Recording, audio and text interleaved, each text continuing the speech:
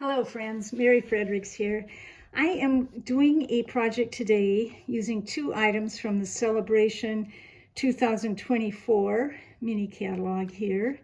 The time is almost up for that, so if these are products that you don't have, please don't worry, because if you have a flower stamp and a word stamp, it's all you need. You can substitute others of the embossing folders as well. There's many of them in the annual catalog. So this is the one we're using, is a Softly Sophisticated bundle. I'm not using that, just the stamps for this time. And it's very lovely, you can see that. And also the other free add-on is the Stampin' Cut and embossing folders, and it goes with the mini embossing machine. So let's begin. First off, we'll do our little flower here, and sometimes the two-step stamping can be a little frustrating. Let me show you how I do mine. I line up the flower first using this beautiful old olive ink pad, which is always a favorite, and boho blue for the flower. Now what I do is I line up, see this little bud right here? I thought I had a better example of that. Well, I can show you here on this one. Right here, see the bud? Okay, so I'm going to use that as my marker, and that's going to go right there. So I'm going to get that bud in place first, and then just turn a little bit until I feel like the flowers are maybe in the right place, and let's hope for the best.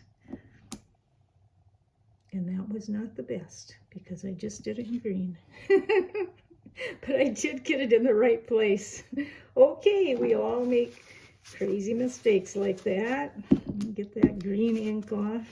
Turn it over, because we can always do it twice. And see, I did that to make you feel better. I'm sure we've all done stuff like that. It's worse if you put your green in your yellow ink pad, right?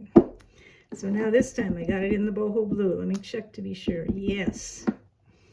Okay. So like I said, line up that little bud, and then just kind of turn it till you see the flowers landing in the empty space. There you go. Perfect. Okay, so that's just going to be layered onto this green. And of course, I love this silicone mat. I always use it to makes my adhesive not get all over, and makes my runner Stampin' Seal work so nicely. It's always a good idea. Lay it down carefully the first time, in case you don't get it lined up just right. Okay, that's close enough. Okay, and here I've got I think you can see it. I have the measurements here.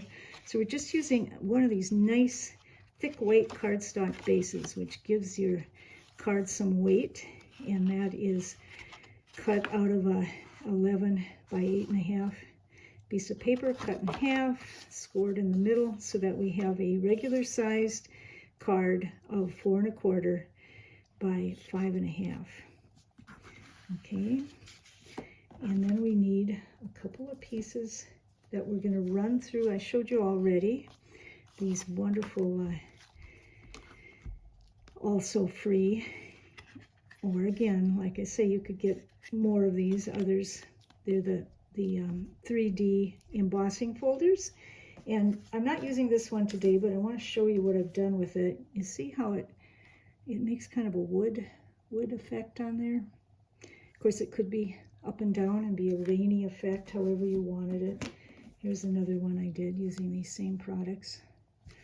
So this one, you just take your blue, boho blue, which we all love, and put it inside the, oops, I already hit it in there.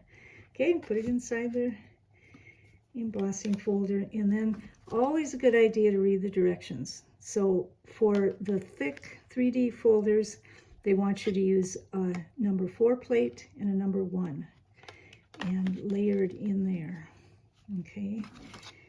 And then this is the mini machine, Stampin' Mini, which works very nicely, and I love it because it doesn't take so much space on your desk, and it's just light. When you're traveling, you can bring it along with you, whatever.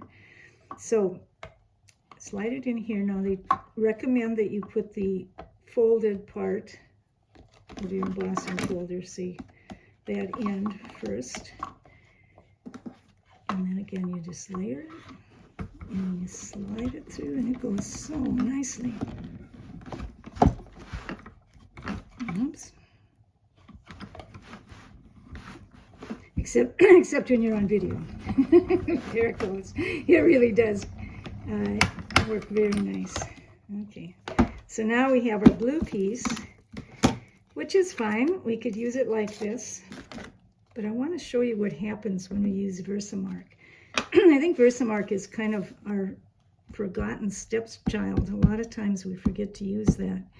And it really adds depth. You can pat it on, or you can slide it on like I'm doing here. And there you go. See what that does? Brings the color out. Makes the little splatter really stand up so nicely. And this one I've also stamped a little flower on and run through the embossing machine. I don't know if I showed you this. This is a Versamark. It's on page 137. It's only $9.50, and you will use it in so many different ways. So this one I'm not using Versamark on. I'm just going to put this down first, and it's going to cover the edge from top to bottom at least. This little flower was actually a mistake, and I decided to add it a little something, so I've been doing it from then on. I always do this on the silicone mat, so I don't have any problems with the tape runner sticking.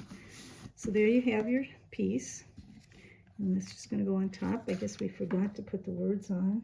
Let's see if I can do it in blue, not green this time. There you go. This is such a simple card, but you could use it again. If you don't have these exact stamps, you can vary it quite easily. And then just put your saying on the inside. So thank you for stopping. If you like this video, please subscribe to my YouTube station. I appreciate it so much. Thank you. Bye.